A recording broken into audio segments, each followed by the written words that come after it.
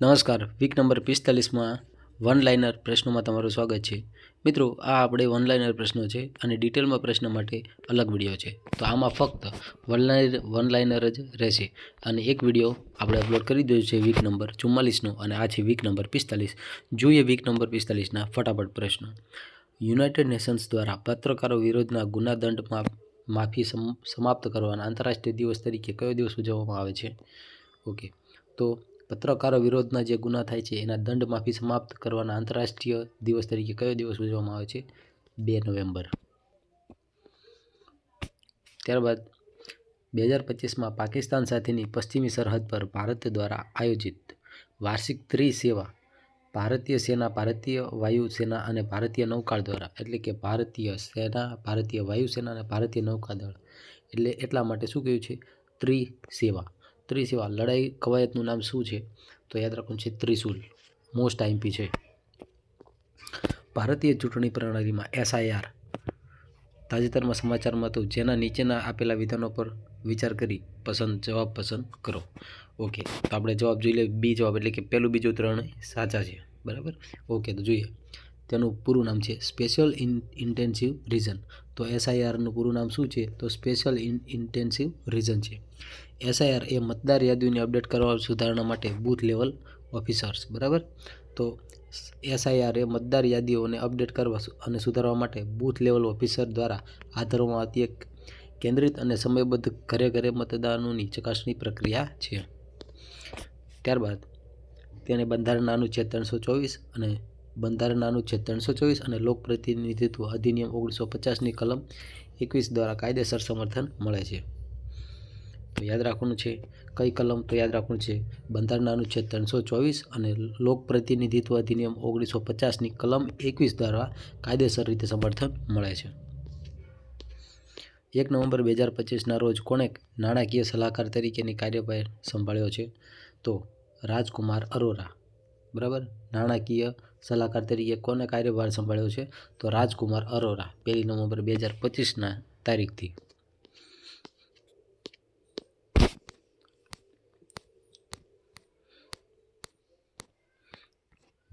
Okay, ત્યારબાદ જોઈએ આગલો પ્રશ્ન. કયા દિવસે આંતરરાષ્ટ્રીય બાયોસ્ફિયર રિઝર્વ દિવસની ઉજવણી કરવામાં આવે છે? તો 3 નવેમ્બર. આંતરરાષ્ટ્રીય બાયોસ્ફિયર રિઝર્વ દિવસની ઉજવણી 3 નવેમ્બરના રોજ કરવામાં આવે છે. ત્યારબાદ તાજેતરમાં કયા દેશના વૈજ્ઞાનિકોએ મોનોસ નજીક એમેઝોન જંગલમાં એમેઝોન ફેસ પ્રોજેક્ટ શરૂ કર્યું છે? તો બ્રાઝિલના.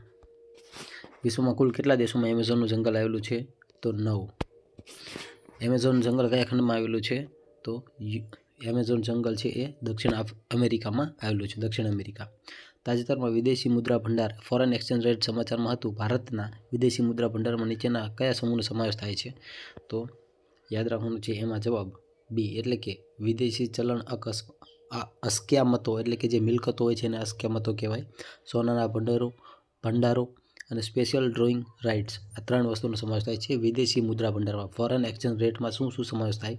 તો વિદેશી ચલણ અસ્ક્યામતો, સ્પેશિયલ, ત્યારબાદ સોનાના ભંડારો. બરાબર, સોનાના ભંડારો, ત્યારબાદ સ્પેશિયલ ડ્રોઈંગ રાઇટ્સ. બરાબર, આટલી વસ્તુનો સમાવેશ વિદેશી ફોરેન એક્સચેન્જ રિઝર્વમાં સમાવેશ થાય છે, રિઝર્વ્સ. ઓકે, ICC મહિલા ક્રિકેટ વર્લ્ડ કપ 2025 કયા દેશમાં યોજાયો હતો? તો યાદ રાખજો, ભારત અને કયા 2 દેશ વચ્ચે? તો કે ભારત અને કયા દેશોમાં, એટલે કે ભારત અને શ્રીલંકા બંનેમાં યોજાયો હતો. બરાબર, કયા દેશમાં એમ નથી કીધું, કયા દેશોમાં, એટલે 2 દેશો છે ભારત અને શ્રીલંકામાં. ICC મહિલા વર્લ્ડ કપ 2025નું આયોજન થયું હતું ભારત અને શ્રીલંકામાં. ICC વર્લ્ડ કપ 2025ના કઈ ટીમ વિજેતા બની છે? તો મિત્રો યાદ રાખવાનું છે ઇન્ડિયા. બરાબર, કઈ ટીમ? ICC મહિલા ક્રિકેટ વર્લ્ડ કપ 2025માં ભારત વિજેતા બન્યું છે. એમાં મહિલા ટીમ વિજેતા બની છે. ICC ક્રિકેટ વર્લ્ડ કપ 2025માં પ્લેયર ઓફ ધ સિરીઝ કોણ બન્યું છે? Player of the series Deepti Sharma બન્યા છે. ઓકે, ઓસ્ટ્રેલિયાની મહિલા ક્રિકેટ ટીમે કુલ કેટલી વખત one day cricket world cup જીત્યો છે? તો ઓસ્ટ્રેલિયાની જે મહિલા ટીમ છે એને કેટલી વખત? તો કે 7 વખત ઓસ્ટ્રેલિયા આ જીત્યું છે, 7 વખત. બરાબર, અને ભારત જીત્યું છે 2025માં, યાદ રાખજો. પ્લેયર ઓફ ધ યર કોણ હતા? દીપ્તિ શર્મા, યાદ રાખજો, પરીક્ષામાં મોસ્ટ આઈએમપી. ગુજરાત ગિરનારની પરિક્રમા કયા નામે ઓળખવામાં આવે છે? તો લીલી પરિક્રમા. ચલો ઓકે, જીકેનો પોર્શન કહી શકાય. ગુજરાત ગિરનાર લીલી પરિક્રમાનો વિધિવત શરૂઆત ક્યારે થાય છે? પ્રારંભ તો યાદ રાખવાનું, કારતક સુદ એકમ. ક્યાંથી શરૂઆત થાય છે? કારતક સુદ 11, કારતક સુદ 11, બરાબર, 11 યાદ રાખવાના છે, બરાબર, ઓકે. લીલી પરિક્રમાની લંબાઈ કેટલી છે? તો યાદ રાખવાનું છે 36 કિલોમીટરની છે. મોસ્ટ આઈએમપી, ગિરનારની લીલી પરિક્રમાની લંબાઈ અંદાજિત કેટલા કિલોમીટર છે? તો 36 કિલોમીટરની લંબાઈ છે, યાદ રાખજો, મોસ્ટ આઈએમપી. પ્રસિદ્ધ પુષ્કર મેળો ક્યાં છે? તો રાજસ્થાનમાં ભરાય છે, યાદ રાખજો. અને આજે ઊંટની લેવડ દેવડ માટેનો મેળો એટલે પુષ્કરનો મેળો. અને ક્યારે શરૂઆત, કયા વર્ષના કયા મહિનામાં શરૂઆત થાય છે? તો કારતકમાં શરૂઆત થાય છે, બરાબર. પુષ્કરનો મેળો રાજસ્થાનમાં ભરાય છે અને વર્ષના કયા મહિનામાં શરૂઆત થાય છે? બરાબર, તો કારતક મહિનામાં શરૂઆત થાય છે. ચલો, GSAT-7R લોન્ચિંગ કરવામાં આવ્યું છે, ઓકે, એના વિશે વાત કરવાની છે. તો તાજેતરમાં ભારતના સૌથી ભારે સંચાર ઉપગ્રહ GSAT-7Rનું લોન્ચિંગ કરવામાં આવ્યું છે. આ સેટેલાઇટ વિશે નીચેના નિવેદન પર ચર્ચા કરી વિકલ્પ પસંદ કરો. તેને લોન્ચ વ્હીકલ માર્ક LVM-3 રોકેટનો ઉપયોગ કરી લોન્ચ કરવામાં આવ્યું હતું. તો યાદ રાખજો, આ જે લોન્ચ વ્હીકલ માર્ક 3 રોકેટ એનો ઉપયોગ કરવામાં આવ્યો હતો આ GSATને ઉડાવવા માટે, બરાબર. GSAT-7Rને ઉડાવવા માટે કયા રોકેટનો ઉપયોગ થયો હતો? તો લોન્ચ વ્હીકલ માર્ક 3 એટલે કે LVM માર્ક 3, LVM-3 એટલે કે લોન્ચ વ્હીકલ માર્ક 3નો ઉપયોગ GSAT-7Rને ઉડાવવા માટે થયો હતો. આ સેટેલાઇટ CMS-03 તરીકે ઓળખવામાં આવે છે, મોસ્ટ આઈએમપી. તો GSAT-7R જે સેટેલાઇટ છે એનું બીજું નામ શું છે? તો કે CMS-03 છે. CMS-03 GSAT-7R, જે ભારતીય નૌકાદળ માટે રચાયેલ એક મલ્ટી બેન્ડ કોમ્યુનિકેશન સેટેલાઇટ છે, બરાબર. મલ્ટી બેન્ડ કોમ્યુનિકેશન સેટેલાઇટ છે. કોણ? તો કે GSAT-7R અથવા CMS-03, ઓકે. તે આ બરાબર, ઓકે, આ ત્રણ સાચા હતા, ઓકે. ત્યારબાદ જોઈએ આગળ.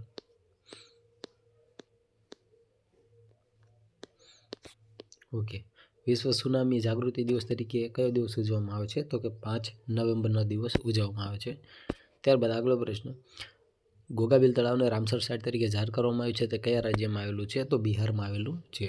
તાજેતરમાં ગુજરાતના મુખ્ય સચિવ તરીકે કોની નિમણૂક કરવામાં આવી છે? તો મનોજ કુમાર દાસની નિમણૂક કરવામાં આવી છે. ત્યારબાદ આગળનો પ્રશ્ન જોઈએ, સેટેલાઇટ આધારિત ઇન્ટરનેટ સેવા માટે એલોન મસ્કની સ્ટારલિંક સાથે ભાગીદારી કરનાર ભારતનું પ્રથમ રાજ્ય કયું બન્યું છે? તો મહારાષ્ટ્ર બન્યું છે. ચલો આગળ જોઈએ. મિત્રો, ડિટેલના વિડીયો અલગથી બનાવવામાં આવ્યા છે, ઓકે, એ જોઈ લેજો જોવા હોય તો. યુનાઇટેડ નેશન્સ દ્વારા યુદ્ધ અને સશસ્ત્ર સંઘર્ષમાં પર્યાવરણને અટકાવવા માટે આંતરરાષ્ટ્રીય દિવસ તરીકે કયા દિવસની ઉજવણી કરવામાં આવે છે? તો કયો દિવસ છે? આંતરરાષ્ટ્રીય દિવસ, બરાબર. પણ કયો? તો યુદ્ધ અને સશસ્ત્ર સંઘર્ષમાં પર્યાવરણને અટકાવવા માટે આંતરરાષ્ટ્રીય દિવસ કયો ઉજવવામાં આવે છે? તો યાદ રાખવાનું છે 6 નવેમ્બર, બરાબર. ખાસ યાદ રાખવાનું છે, યુદ્ધ સમય જે પર્યાવરણને જે નુકસાન થાય છે, બરાબર, એ અટકાવવા માટેનો દિવસ છે, બરાબર. તાજેતરમાં કયા ભારતીયને ગેસ્ટ્રોનોમી શ્રેણીના ક્ષેત્રમાં યુનેસ્કો ક્રિએટિવ સિટી જાહેર કરવામાં આવેલું છે? તો યાદ રાખવાનું છે લખનઉ, બરાબર. ગેસ્ટ્રોનોમી શ્રેણીના ક્ષેત્રમાં યુનેસ્કો ક્રિએટિવ સિટી જાહેર કરવામાં આવ્યું છે, તો કયો શહેર છે? લખનઉ યાદ રાખવાનું છે. ગેસ્ટ્રોનોમી એટલે લખનઉ યાદ રાખી લેવાનું છે. 1 નવેમ્બર 2025ના રોજ બ્યુરો ઓફ ઇન્ડિયન સ્ટાન્ડર્ડ એટલે કે BISના ડાયરેક્ટર જનરલ તરીકે કોની નિમણૂક થઈ છે? તો યાદ રાખવું છે સંજય ગર્ગ, બરાબર, ઓકે. બ્યુરો ઓફ ઇન્ડિયન સ્ટાન્ડર્ડના ડાયરેક્ટર તરીકે કોની નિમણૂક થાય છે? સંજય ગર્ગની નિમણૂક થાય છે, most IMP. Bureau of Indian સ્ટાન્ડર્ડના નવા ડાયરેક્ટર કોણ છે? તો સંજય ગર્ગ. આગળ જોઈએ, પ્રવેગ ડાયનેમિક્સ દ્વારા વિકસાવવામાં આવેલ ભારતના પ્રથમ ડિફેન્સ ઇલેક્ટ્રોનિક વાહનનું નામ શું છે? તો વીર યાદ રાખવાનું છે. અને વીરમાં VEER છે, VEER યાદ રાખજો, વીર. ચલો જોઈએ નેક્સ્ટ ઓનલાઈન પ્રશ્ન. ઓકે, રાષ્ટ્રીય કેન્સર જાગૃતિ દિવસ તરીકે કયો દિવસ ઉજવવામાં આવે છે? તો યાદ રાખવાનું છે 7 નવેમ્બર. કયો દિવસ? 7 નવેમ્બર. રાષ્ટ્રીય કેન્સર જાગૃતિ દિવસ 7 નવેમ્બરના રોજ ઉજવાય છે. આ વિશ્વ કેન્સર દિવસના ખાલી જગ્યાના રોજ ઉજવાય છે. તો વિશ્વ કેન્સર દિવસ ક્યારે ઉજવવામાં આવ્યો છે? તો 4 ફેબ્રુઆરી 4 ફેબ્રુઆરી. ઓકે, ત્યારબાદ આગળ જોઈએ.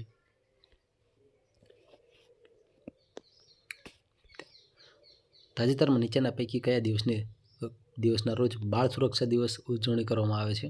તો યાદ રાખવાનું છે 7 નવેમ્બર. બરાબર, 7 નવેમ્બરના દિવસે કયો છે? ઓકે, તો 7 નવેમ્બર એટલે બાળ સુરક્ષા દિવસનો દિવસ પણ છે.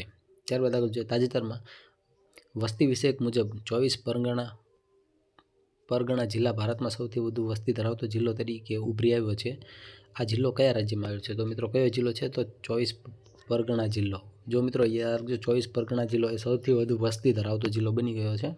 બરાબર, તો આ જિલ્લો છે કયા રાજ્યમાં આવેલો છે? તો એ પશ્ચિમ બંગાળમાં આવેલો છે. Most IMP. ઓકે, તો મોસ્ટ આઈએમપી છે 2025ની તાજેતરની વસ્તી મુજબ પશ્ચિમ બંગાળનો જે 24 પરગણા જિલ્લો છે ભારતમાં સૌથી વધુ વસ્તી ધરાવતો જિલ્લો બની ચૂક્યો છે. બરાબર, યાદ રાખવાનું છે. સૌથી વધુ વસ્તી ધરાવતો જિલ્લો, બરાબર, યાદ રાખવાનો છે. કયો છે ભારતનો? તો પશ્ચિમ બંગાળ યાદ રાખવાનો છે. પશ્ચિમ બંગાળનો 24 પરગણા જિલ્લો મોસ્ટ આઈએમપી પ્રશ્ન કહી શકાય. બરાબર, લેટેસ્ટ. ચલો, ત્યારબાદ એડલગી હુરોન ઇન્ડિયા 2025ની યાદી પ્રમાણે ભારતના ટોચના દાનવીર કોણ છે? તો શિવ નાદાર એન્ડ ફેમિલી. સ્વચ્છ ઔદ્યોગિક પ્રોજેક્ટ પાઇપલાઇનમાં ભારતનો વૈશ્વિક ક્રમ કયો છે? તો યાદ રાખવાનો છે 3જો. બરાબર, સ્વચ્છ ઔદ્યોગિક પ્રોજેક્ટ પાઇપલાઇનમાં ભારતનો વૈશ્વિક ક્રમ કયો છે? તો સ્વચ્છ ઔદ્યોગિક પ્રોજેક્ટ પાઇપલાઇનમાં ભારતનો ક્રમ છે 3જો. ત્યારબાદ જોઈએ. ભારતની અગ્રણી ખાતર કંપનીમાં પારાદીપ ફોસ્ફેટ લિમિટેડના બ્રાન્ડ એમ્બેસેડર તરીકે કોની નિમણૂક કરવામાં આવી છે? તો શું યાદ રાખવાનું છે કે પારાદીપ ફોસ્ફેટ લિમિટેડ એટલે PPLના બ્રાન્ડ એમ્બેસેડર તરીકે કોની નિમણૂક થઈ છે? રાહુલ દ્રવિડની નિમણૂક કરવામાં આવી છે. બરાબર, પારાદીપ ફોસ્ફેટ લિમિટેડના બ્રાન્ડ એમ્બેસેડર કોણ બન્યું છે? રાહુલ દ્રવિડ. તાજેતરમાં કઈ તીરંદાજ ખેલાડીએ સક્ષમ આંતરરાષ્ટ્રીય ટીમમાં જોડનાર પ્રથમ ભારતીય બનીને ઇતિહાસ રચ્યો છે? તો તીરંદાજ ખેલાડી યાદ રાખજો કે પેરા તીરંદાજ ખેલાડી જે સક્ષમ આંતરરાષ્ટ્રીય ટીમમાં જોડાનાર પ્રથમ ભારતીય ખેલાડી કોણ બન્યું છે? તો યાદ રાખવાનું છે શીતલ દેવી. કોણ બન્યું છે? શીતલ દેવી. ત્યારબાદ જોઈએ. તાજેતરમાં ચર્ચામાં રહેલ જીઓમેગ્નેટિક સ્ટ્રોમ વિશે નીચેના પૈકી કયા વિધાનો સાચા છે? ઓકે, તો આપણે જવાબ જોઈએ ડી એટલે કે પહેલું, બીજું, ત્રીજું સાચા છે. એમાં જોઈ લઈએ. પહેલું, જીઓમેગ્નેટિક તોફાન એટલે કે જીઓમેટ્રિક સ્ટ્રોમ ચુંબકીય તોફાન તરીકે ઓળખવામાં આવે છે. ઓકે, આ તોફાન ચુંબકીય પ્લાઝ્મા છે જેમાં ખૂબ ઝડપે સૌર સપાટી પરથી બહાર નીકળે છે. એટલે કે તે ચુંબકીય ઉર્જાના નિષ્કર્ષણમાં દરમિયાન આવે છે અને સનસ્પોટ સાથે સંકળાયેલ છે. આ તોફાનો થોડી મિનિટો અથવા કલાકો સુધી ટકી શકે છે. આ તોફાનો સૌર પવનમાં ભિન્નતામાં પરિણમે છે અને પૃથ્વીના મેગ્નેટોસ્ફિયર અને પ્લાઝ્મા તેમજ તેના વાતાવરણના પ્રવાહમાં મોટા ફેરફારનું કારણ બને છે. ઓકે, ત્યારબાદ જોઈએ આગળના વન-લાઇનર પ્રશ્ન.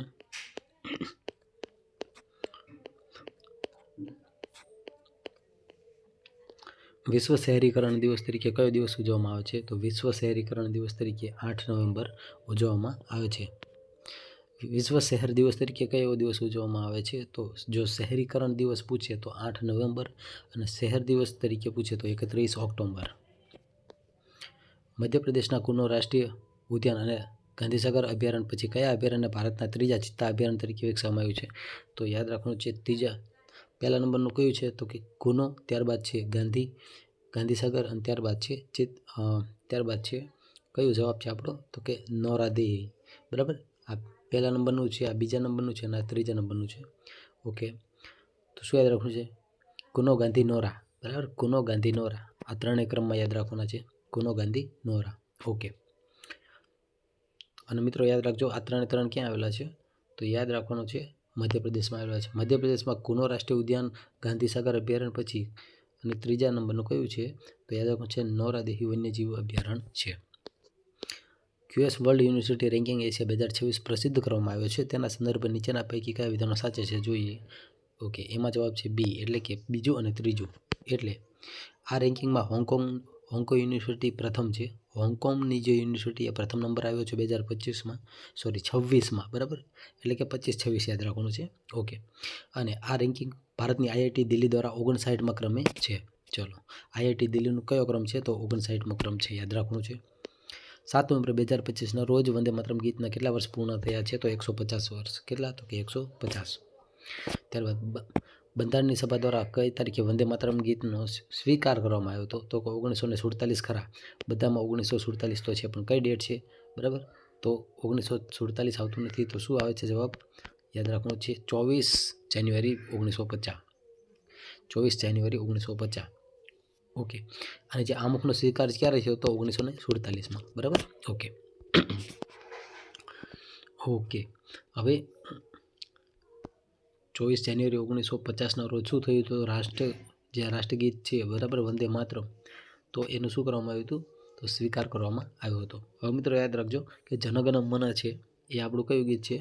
બરાબર, જો આ ભારતનું જે રાષ્ટ્રગીત છે, તો આ રાષ્ટ્રગીત જનગણ મન છે. બરાબર, અહીંયા થોડી મિસ્ટેક છે, યાદ રાખજો.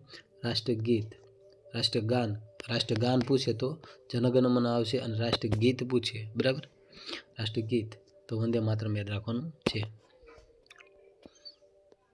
ત્યારબાદ આગળ જોઈએ.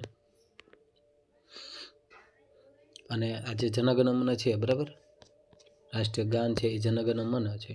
અને જે કોને આ મિત્રો યાદ રાખજો, જવાહરલાલ નહેરુ દ્વારા આપવામાં આવ્યું છે. ઓકે, સોરી, રવિન્દ્રનાથ ટાગોર દ્વારા યાદ રાખવાનું છે, રવિન્દ્રનાથ ટાગોર.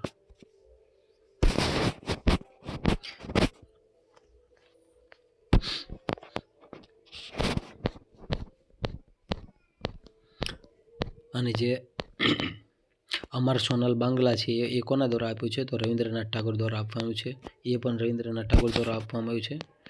અને એની અવધિ કેટલી છે? બરાબર, તો